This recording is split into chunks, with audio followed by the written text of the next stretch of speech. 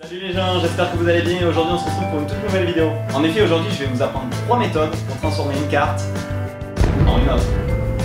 Allez, c'est parti pour la vidéo.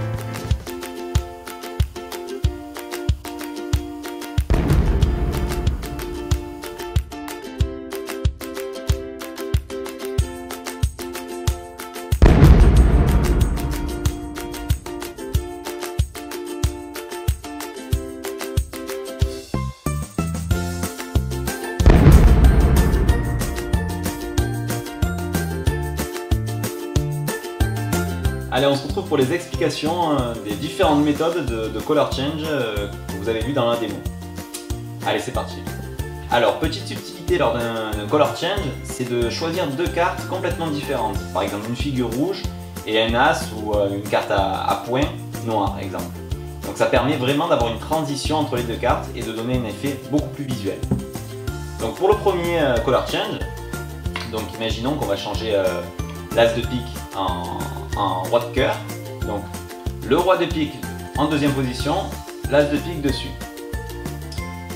Vous faites sortir la première carte. Donc imaginons donc ici l'as de pique. Donc vous prenez la carte. C'est important là. Je réalise un spin.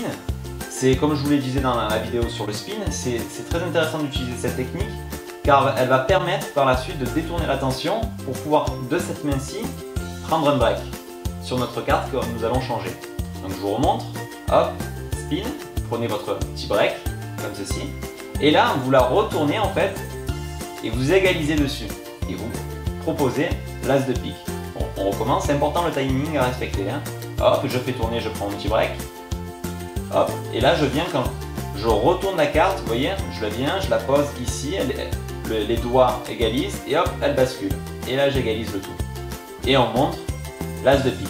À ce moment là, pouce majeur, main droite, vient chercher en fait ces deux angles-ci, comme ceci. Voilà. Donc la carte là, en fait on a deux cartes, vous voyez, c'est tenu juste comme ceci. Et l'index qui est juste ici va venir buter sur cette tranche-là. Donc on revient, on vient chercher, tac, index, et je monte la carte. À ce moment-là, j'ai qu'à secouer, et dans le mouvement de secouer, je vais faire pivoter avec l'index, je tire, vous voyez, et je fais pivoter la carte, comme ceci. Et faire produire le roi de cœur.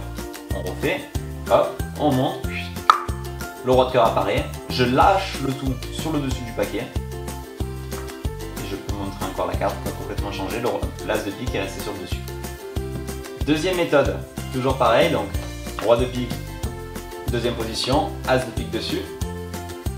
Même méthode, prenez la carte, spin pour détourner l'attention, en même temps petit break de ce côté et là vous venez égaliser de la même façon, sauf que là au lieu de venir prendre la carte comme si vous venez pareil et de la sortir du paquet, du champ du paquet, en fait vous faites la prise et en fait c'est le majeur de la main gauche et le pouce, vous voyez, qui va venir être en contact avec les deux autres angles libres. Donc c'est intéressant de bomber légèrement la carte, vous voyez là, avec le majeur et le pouce afin d'être sûr qu'il ne va pas y avoir de décalage.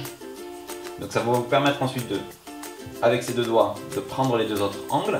Vous bombez également, la bombure se calme, ici vous bombez et en fait ce qui va se passer c'est que en bombant vous allez lâcher un des deux doigts qui va faire pivoter très rapidement la carte.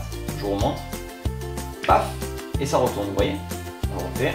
C'est important d'avoir des cartes neuves hein, pour ce type d'effet parce que le retour sera plus rapide car les cartes vont être très rigides. Hop, ça change. Au moment où ça change, vous lâchez instantanément. Ça tombe sur le paquet et vous pouvez donner la carte à montrer, l'autre est resté sur le dessus. Pour la troisième méthode qui je pense est la plus difficile car elle nécessite un petit empalmage. Donc le départ est différent, donc on va mettre l'as de pique en deuxième position et le roi de cœur en première position.